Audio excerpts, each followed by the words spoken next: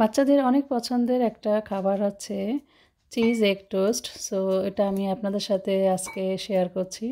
আশা করি আপনাদেরও ভালো লাগবে। আমি কুচি কুচি করে বাঁধাকপি নিয়েছি, পেঁয়াজ আর কাঁচামরিচ, ধনিয়া পাতা দিচ্ছি অল্প করে।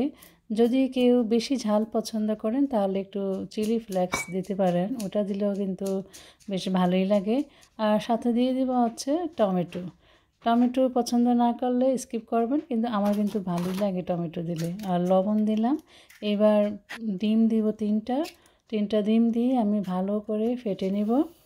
ভালো করে একটু ফেটে নেবেন যাতে বাঁধাকপি, পেঁয়াজ, কাঁচামরিচ, ধনিয়া পাতা, টমেটো সব কিছু একসাথে মিশে যায়। এবার আমরা এটা একটা অমলেট বানিয়ে নেব। আপনি যদি পছন্দ করেন চাইলে কিন্তু এটাতে একটু মাশরুমও অ্যাড করে দিতে পারেন। মাশরুম দিলেও কিন্তু বেশ ভালোই লাগে খেতে। এইবার পাতলা করে ছড়িয়ে দিবেন ডিমটা। বেশি ভারী অমলেট বানাবো না আমরা, মোটামুটি পাতলা ধরনেরই বানাবো। বেশি এবার পাতলা করবেন না, তাহলে কিন্তু আবার এটা উল্টাতে গেলে ভেঙে যাবে। ডিমের সবচেয়ে বিপজ্জনক অবস্থা হচ্ছে এইটা, যখন আমরা ডিম উল্টাতে যাই বেশিরভাগ সময় ভালো করে উল্টাতে চায় না, দেখা যায় মাঝখান দিয়ে ভেঙে যায়। তো আমি খুব কেয়ারফুলি উল্টিয়ে নিলাম। এরকম একটু ভালো করে 2 পিঠে সেঁকে নেবেন যাতে করে ডিমটা ভিতরে কাঁচা না থাকে। আর এইবার আমি উপরে দিয়ে দিব আছে মোজারেলা চিজ আপনারা আপনাদের পছন্দ মতো দিতে পারবেন। এখানে অনেকে কিন্তু সিডার চিজ ইউজ করে, তো আমি আজকে আর ওটা দিচ্ছি না, শুধু মোজারেলা চিজও দিলাম। এটা দিয়েও কিন্তু ভালোই লাগে খেতে। এবার একটু ফোল্ড করে দিবেন যাতে এটা ভিতরে চিজগুলো গলে যায়। আর চুলাটাও আমি কিন্তু অলরেডি বন্ধ করে দিয়েছি। এবার ছোট ছোট করে ভাগ করে নিব। এটা আমি 3টা স্লাইস করব।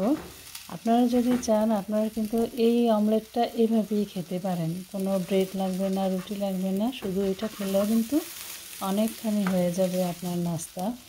তো এবার এটা আমি নামিয়ে নিচ্ছি। আমার চেষ্টা থাকে সব সময় যে শর্টকাট কিভাবে কোনো কিছু বানানো যায়। অনেক হিবিজিবি আমার পছন্দ না, এজন্য আমি এই শর্টকাট নাস্তাটাই আজকে তৈরি করলাম। আপনারা এটা ইচ্ছা করলে বিকালে বা যে কোনো পার্টিতে করতে পারেন, বাচ্চাদের টিফিনেও দিতে পারেন, ভালোই লাগে খেতে।